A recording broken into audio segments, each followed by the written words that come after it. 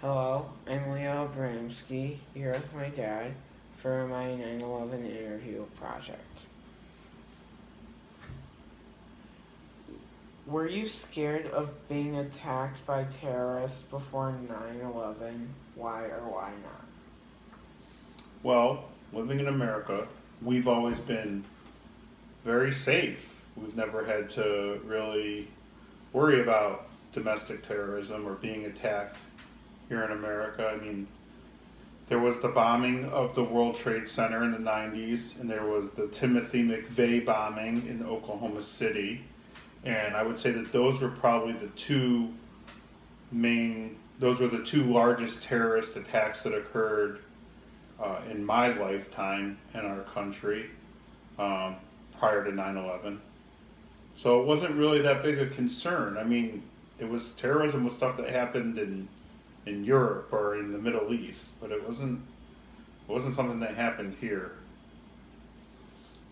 Um, how did you find about the attacks?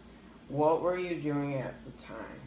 Well, at the time, I worked in the rental car industry, and so I worked at Metro Airport down in Romulus, and I was working at the time. I was working at Alamo Rent a Car in their facility, and I remember that it was a Tuesday, and Tuesday was always a very busy day in rental car. If you were gonna run out of cars, which is something you don't want to do if you're in the rental car business, you don't want it to happen on a Tuesday because it's going to make for a long day. And I remember our projections were that we were overbooked and it was going to be a bad day. It was a beautiful day out, so the planes were all going to fly, and that meant people were going to show up and they were going to need their cars, and we were overbooked. I remember it was going to be a bad day, and then I was sitting at my desk, and this was before cell phones, so you didn't get like an alert like you get on your iPhone. You'd get CNN alerts. You get an email. So, and I remember getting a CNN alert via email saying that a plane had crashed into the World Trade Center. And I went out into the lobby because we had cable TV in the lobby, and I was like, "Whoa, that's crazy," you know. But like we didn't realize it was like a huge, large, full size passenger airplane that had done that. You figured it was some guy with like maybe a pilot with a Learjet or something, or it was some recreational pilot with like a Cessna that crashed through the building. But um, that's how I found out about it. Uh, were you with other people when you heard about the attacks? What do you remember about sharing that moment?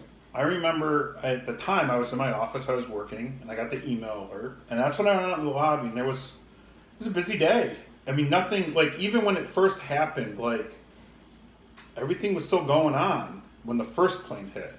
Um, in the Midwest and so on, everyone was still basically going about their days, and it was busy, and there was about half a dozen of us watching what was going on the TV in the lobby.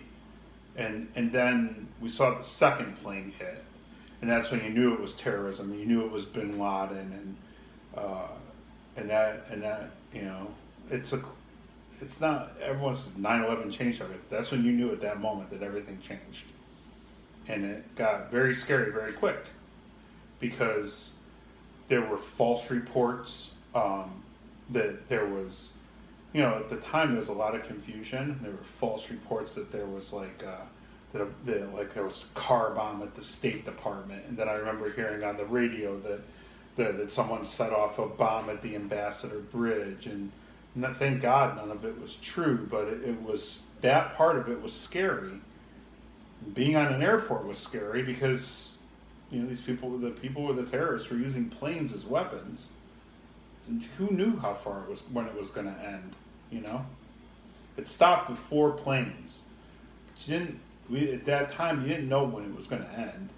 You didn't know. I mean, now it's all fact. It's all history book stuff. But back then it was happening. It was unfolding like right in front of you on TV. How did you feel about the invasion the decision to invade Iraq, and why did you feel that way? Well, the time that we invaded Iraq, it was weird because there was 9/11, and then there was the 1 year anniversary of 9/11. And then after the 1 year anniversary of 9/11, there was a lot of ramping up.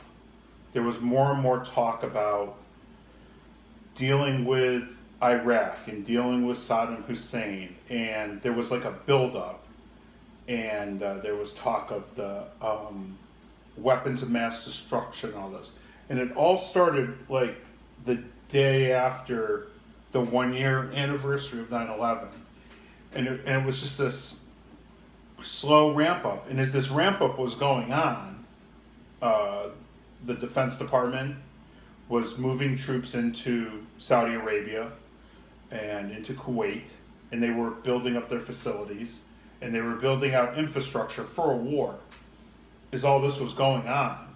And, in the moment, or, you didn't, some people will be happy to say that they didn't know better at the time. And, it was coming. You could feel that there was a goal to have a war with Iraq. It felt inevitable, I should say. How have the government's actions regarding surveillance of phone calls, emails, and social media made you feel? I don't know how popular it is to say. I mean, I guess like you could say, I know I'm not doing anything wrong, so if someone wants to surveil me, that's fine. We're used to living in a very free and open society. So the free and open society brings with it the opportunity for the bad guys to to operate freely and openly. And one of the ways around that is through surveillance. I guess, I mean, I know it's probably, I'm not